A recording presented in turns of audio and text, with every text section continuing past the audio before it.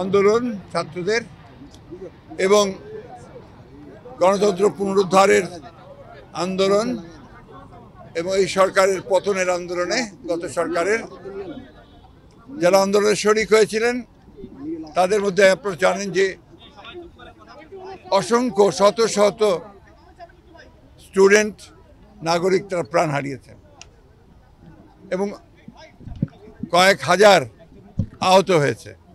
আমরা আজকে এই পঙ্গু হাসপাতালে এসেছিলাম যারা আহত হয়েছে তাদেরকে দেখার জন্য।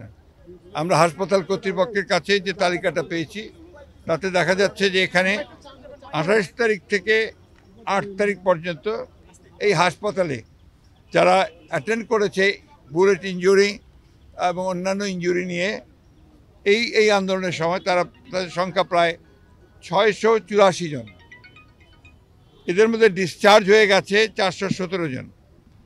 এখন এখানে ভর্তি আছে 124 জন এবং এদেরকে এখানে আপনার পা টোটালি অ্যাম্পিউট করা হয়েছে, তাদের সংখ্যা হচ্ছে আপনার 8 জন এবং আপার লিম্ব ওপরের অংশ থেকে যেটাকে কেটে বাদ দিয়েছে পা তাতে 1 জন, আর লোয়ার লিম্ব যেটা অর্থাৎ হাঁটু থেকে নিচে সেটা হচ্ছে 7 জন।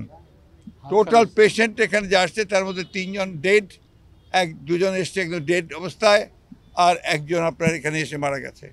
এই হচ্ছে এই হাসপাতালের চিত্র। এরকম প্রত্যেকটি হাসপাতালে অসংখ্য এই ছাত্র এবং নাগরিকের মৃত্যু হয়েছে, আহত হয়েছে। এটা আপনারা আমার চেয়ে ভালো জানেন কারণ আপনারা সংবাদ সংগ্রহ করছেন।